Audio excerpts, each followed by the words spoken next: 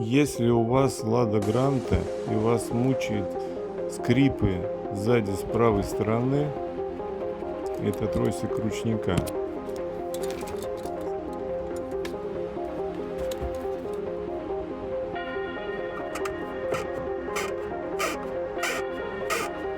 Вот так он скрипит.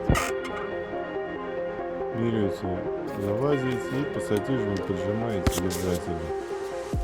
И все у вас будет тихо, сухо и спокойно. Всем добра и удачи.